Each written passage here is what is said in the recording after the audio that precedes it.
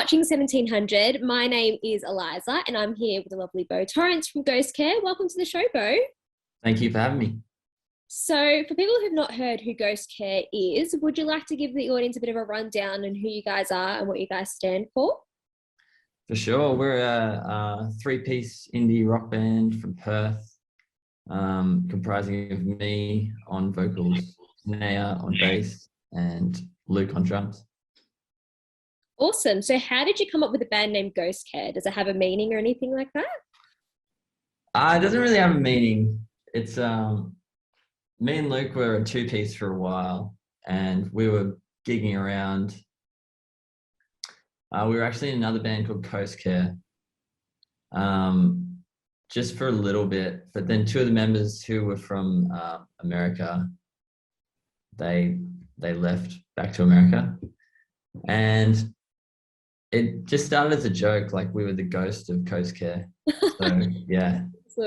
So we became Ghost Care, and then we met Tanea just at a random gig and heard her sing, and she was awesome. So we just emailed her and said, do you want to, sing a song with us? And yeah, the relationship just really worked, and here we are. So now you're a perfect trio. Yeah, totally. Awesome. So you obviously just mentioned how you met Tanea. So what I want to know is, what is your, obviously, some musical influences? So I know that it's been noted that you kind of influenced by ballpark music, Phoenix and Haim, but what do you think your personal style is, and how has these influences kind of, I guess, promoted or created Ghost Care's personal music genre? Yeah, I think in the beginning, they were definitely some of our huge influences. But as we've grown and coming into this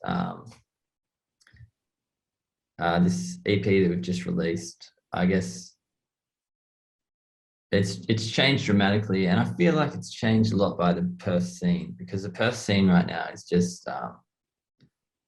really going great guns, and we're just, I don't know, in the midst of a really cool time here. There's so many great artists, and trying to think of a specific one for me right now is Karangbin. Have you heard of that band? I have not. Yeah. They're pretty cool, like just instrumental music, actually. So awesome. I'm getting into them at the moment, but it's also like in Perth, we've got a band called Psychedelic Porn Crumpets, who are really doing some great things, and they're on the heavier side. And I feel like we've transitioned more into a bit of that rock style. So yeah, it's just interweaving, and I don't think we can pinpoint many like specific ones at the moment, because our sound is changing so much, as you can probably tell if you listen to the EP, I guess. Yeah, so I can tell, like, there's obviously, you've got some influences, but I think, and I remember listening to, I think, an interview that you did, and you said, our sound is constantly changing, and we're obviously influenced by like the genre of pop, but also indie and rock. And I think that's really prevalent, I guess, in the tracks itself, because I think each track is a bit different, which I personally like, and I think the audience will like as well.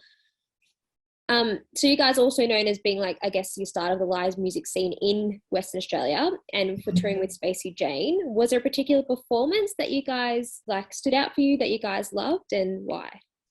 I think down south on that tour was pretty awesome.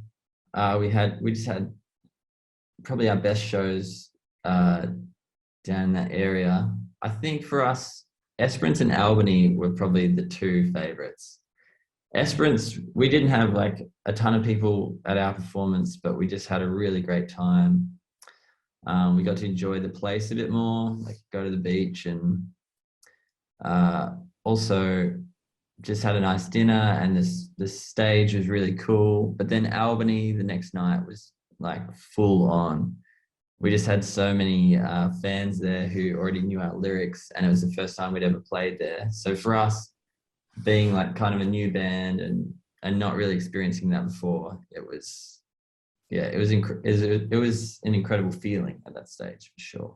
Yeah, I guess it's been so exciting when you have like a fan base and they know your lyrics and you're like, oh my God, this is happening, and it's all fun. It's such a simple thing, but I think it means so much to an artist, like to know that people have spent the time to listen. Yeah. Yeah, and listening to music, I understand that completely. So in 2020, you released your debut EP, Outdoor Recreation Centre, which I've heard you said took a while to produce and create. You've now just released your second EP. Mm. I'm so sick of being so happy. So can you tell the audience what can we expect from your brand new EP, and what was the process like creating the difference between the two albums? Yeah, for sure. So Outdoor Recreation Centre, it was a long time coming, probably because we were just a bit unorganized and didn't have any money, and we'd just written the songs, and then we're like, let's record it.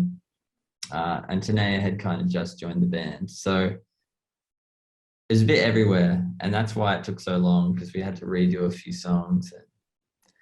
But then we put it out early 2020, and just had lots of people enjoy it. So going into the next one, we were a bit more organized, we had a bit more money, and we decided to go with Dave Parkin at a studio in Perth, and he's a really great producer. And he helped us. Actually, the first two songs we went with him, we weren't thinking about an EP. We were just like, let's get two singles under our belt and give this studio a go. And we were able to just get them out really quickly, and they turned out way better than we'd ever expected. So we decided then to do the EP there, and it actually turned into like a concept EP. Like, we didn't want to do an album, although it says it's an album on Spotify, which is kind of annoying.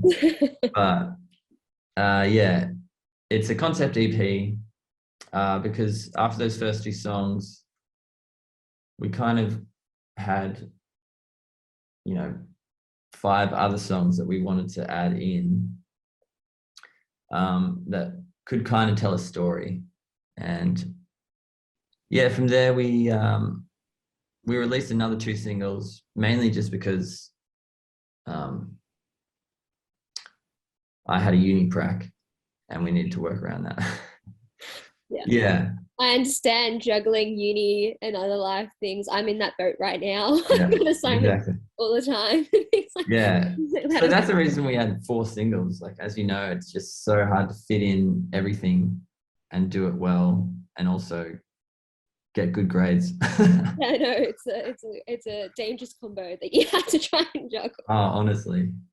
So yeah, that's why we had so many singles, and then yeah, putting out the EP, it's pretty awesome.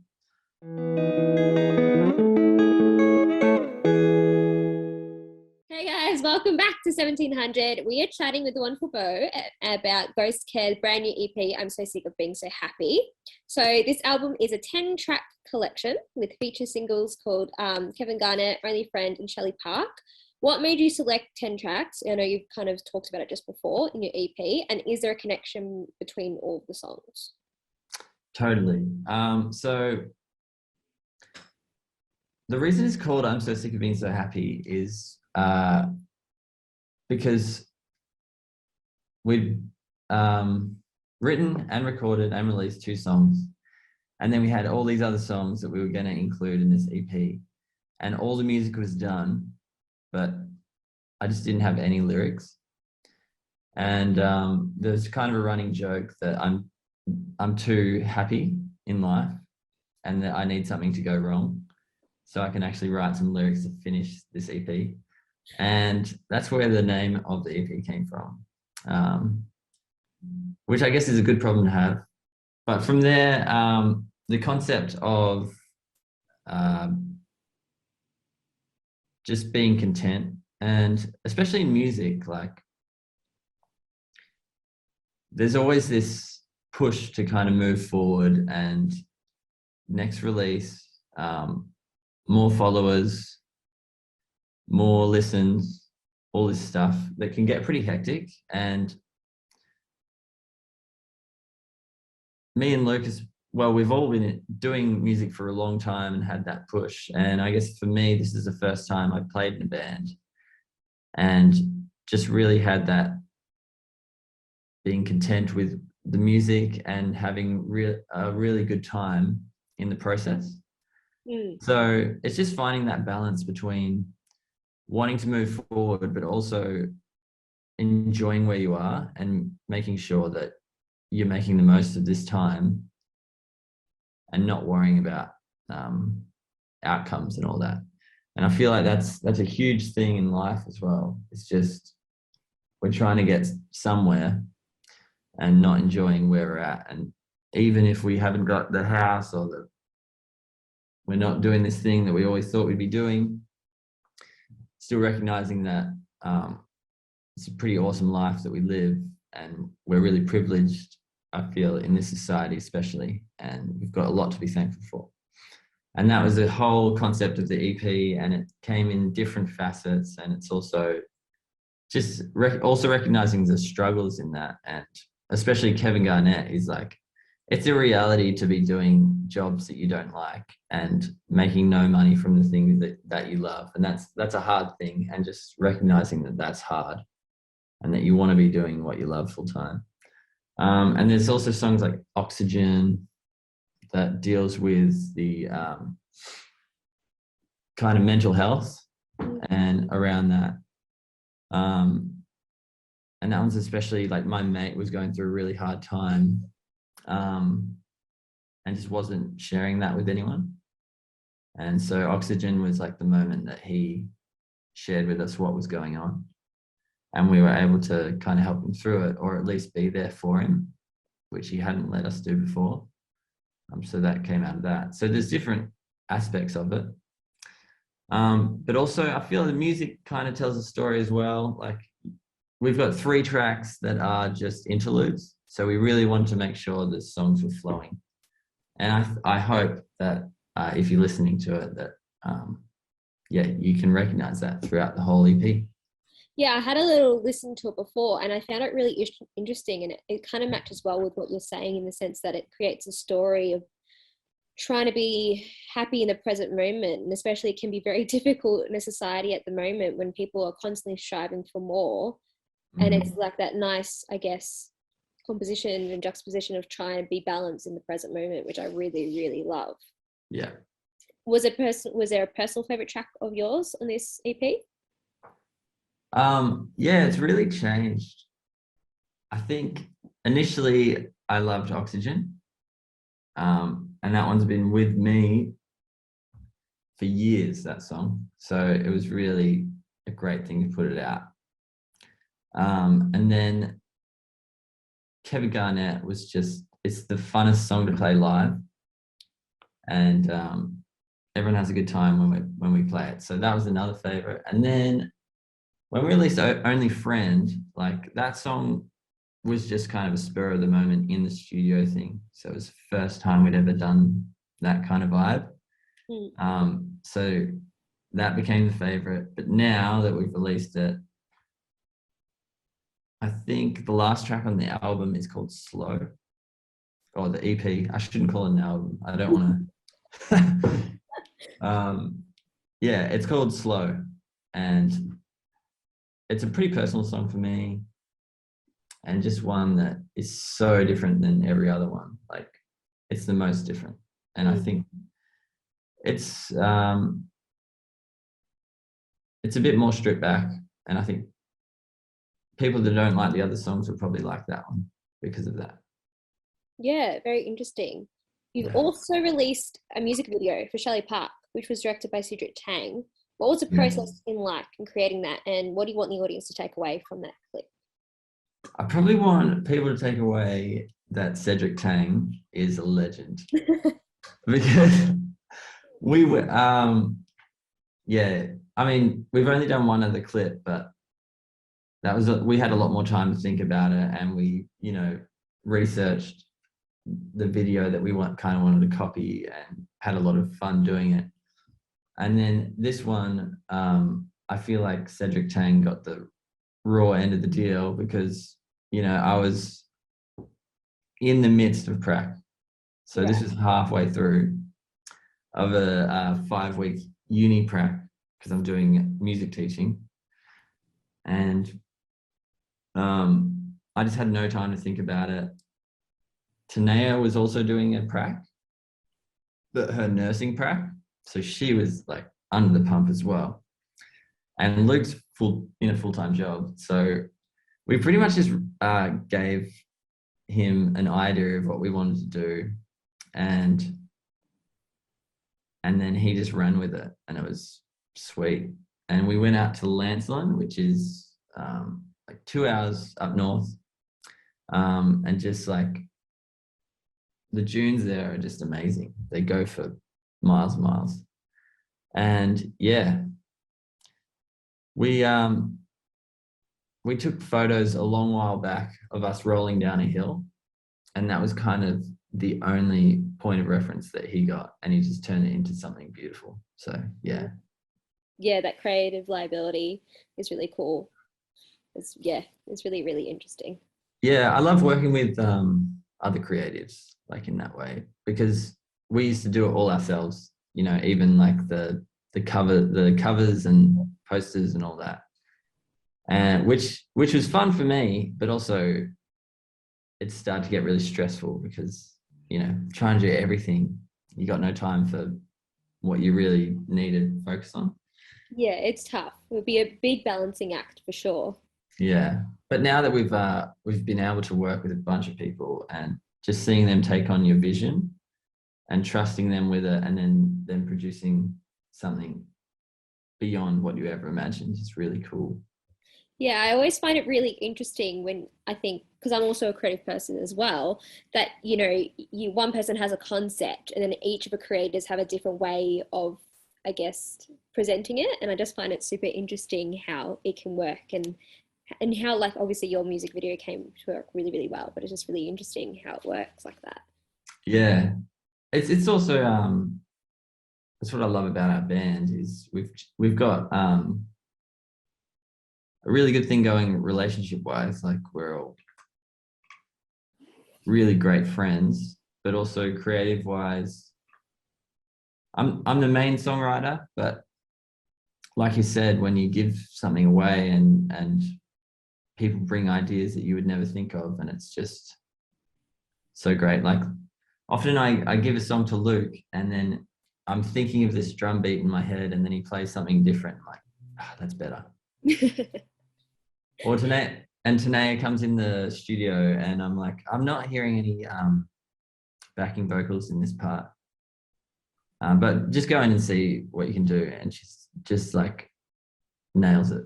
So that's awesome. Now, what can we expect from Ghost Care in 2022? Is there any news, any updates? Yeah, for sure. We've actually finished an EP already. Oh, wow. Yeah. So we just released, I'm so sick of being so happy, but we've already finished another EP that we're stoked to put out in 2022 sometime. We haven't got any dates. We're just letting it. We're just getting the mixes back now. So yeah, it's all going. But right now we're trying to focus on the EP we're putting out now. So fair enough. But definitely a whole EP will be out next year at some point. That's very exciting. Is it different to this? Do you think it's like slightly different or majorly different from this current EP? Yeah, I think it is quite different. It's gonna be interesting to see the response. But okay. I think though there's still every song is different to each other still. Yeah. So there's still that variety. Yeah. That's very good. That's very exciting. It's a spoiler alert. Yeah, totally. You heard it here first. Exactly. Awesome. Well, thank you so much for chatting to me today, Bo. How can the audience keep up with all of your music goss? How can we catch you on social media? Yeah, the best place is Instagram, really. We put all the updates on there. Facebook, just all the regulars, but so is that just under Ghost Care? Is that it? Under Ghost Care. Yep. Perfect. Check it out. Check it out. Awesome. Well, once again, thank you so much, Savo. Thank you for having me. Of course. I'm really, really excited about all this Ghost Care band updates. It sounds very, very exciting. Cheers. Thanks for having me again.